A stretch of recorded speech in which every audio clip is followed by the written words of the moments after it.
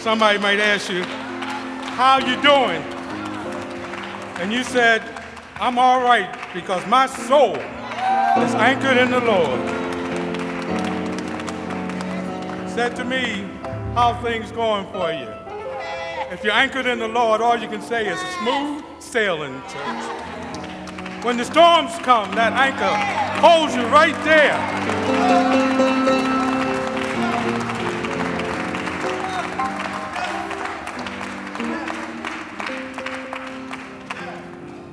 My brothers and sisters, good afternoon.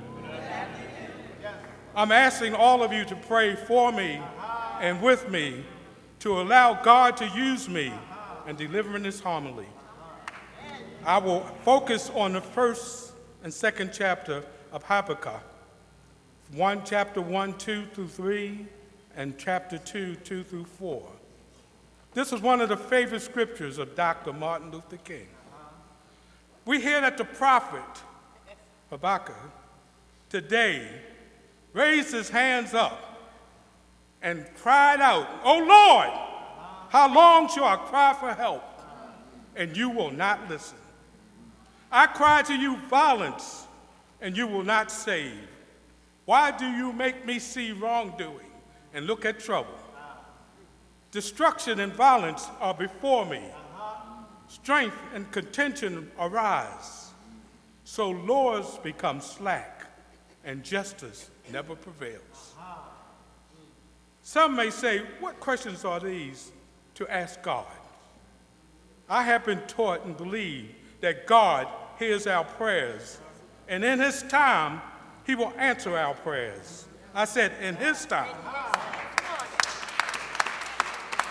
He heard the cries of the Jewish people in Egypt, and he will do that for us in Baltimore.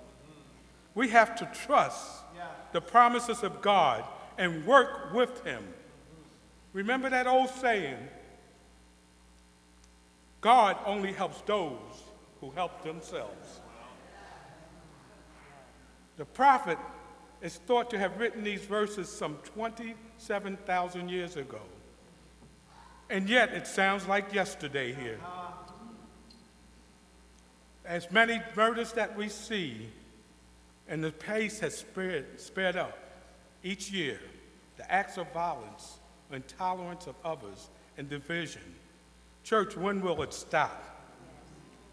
The prophet begins his book with these words that dare to question and complain to God, and then goes on to say that he will simply station himself at his watch post and wait to see how God will reply. Why do you make me look at trouble? Why do you not save your people from violence? The prophet continued. I'm going to stand here until you answer me. We are still waiting for the answer. For example, violence continued this past week. We had a man with 2 knives threatening people, multiple people being shot in the streets of Baltimore and in the counties, stabbed in the mall, and up goes the murder rate. We have been overwhelmed by the amount of violence we are exposed to with the television, personal experience, police being wounded and killed, and mass killing sprees throughout the world. And it seems that at times this behavior will never stop. My friends, those are just a few highlights of some celebrated times and places of violence and destruction. In truth, God's people are dying violently every single day and on every continent of the earth. The victims of ethnic cleansing, gangs, domestic violence, civil war, hate, poverty, and fear. The TV newscasts, radios, internet, and the front page of the newspaper shows us this kind of violence every day, and there are many stories that never even made the news. It's enough to make one question one's faith. Justice never prevails, complained the prophet. And do you know what justice is? I wonder. Revenge means more violence and hatred. Does more killing somehow even things out for us? If justice means making things right again, well, how does this happen after all the blood and hate. After the shots are fired, after the mosque is burned, or a woman violated in front of her family, or a little girl in a car shot by a stray bullet in her drug-infested neighborhood, how can anything ever be made right again? So the prophet cries out to God, and sometimes we do too. If you want us to believe in you, if you want us to have faith in you, then why do you make us look at all of this? We cry out, God, why don't you do something? God answered to the prophet, was commanding to write God's message in big letters out there in the world so that everyone could see. For there's still a vision, despite all of this, says God to the prophet and us today. Wait for it, church, for it surely will come. Remember God's promises. Remember that God is faithful. Remember that God hears the cries of his people. Remember that God has stretched out his hand and a mighty arm to save us, not once or twice, but more times than we can count. I know he has reached out for me many times, and there are witnesses in this church today, and I know you know what I'm talking about. We know that God hasn't failed us yet, and we know how great his faithfulness is. We must remember to repeat the stories of God's faithfulness and keep faith. The world church has its way. They are the ways of violence and destruction, of lies and deceit, of the needy being sold for a pair of sandals, to quote the prophet Amos, for children separated from their families. The world's way are death-dealing ways, and we see them played out every day. It's in the papers, in our schools, institutions of higher learning, offices, on television, at the movies, and mostly on our streets. But you know, church, God's ways are different. God's ways are life-giving. God's ways turn water into an overflowing abundance of wine and give sight to the blind and strength to the failing and love to those whom the world has casted aside. God's ways results in a lame man dancing away from a life of shame and poverty.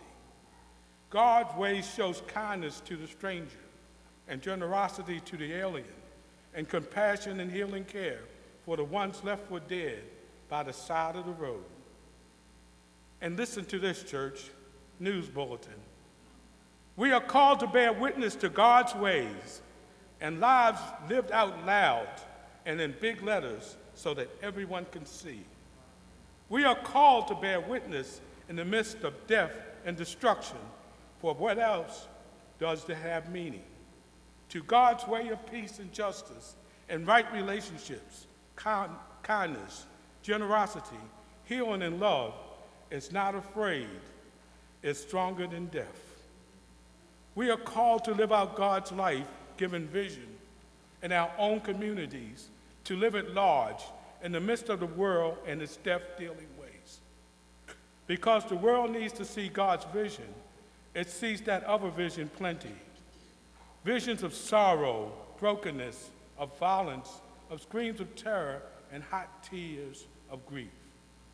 The increasing murders of the African American males, when will it stop? We will soon cry out, we have all the flowers gone. And it's up to us to make God's life-given vision plan to work, to remember his promise and hold on to our hope. He hasn't failed us yet. For some of us, that means developing the eyes to see God's hands at work in this world around us.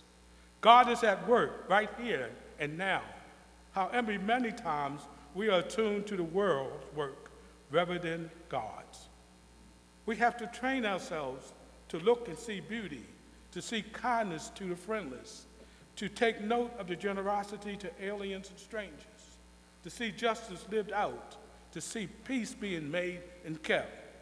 That training requires us to reunite our imaginations and spend time in wonder and awe of God's vision.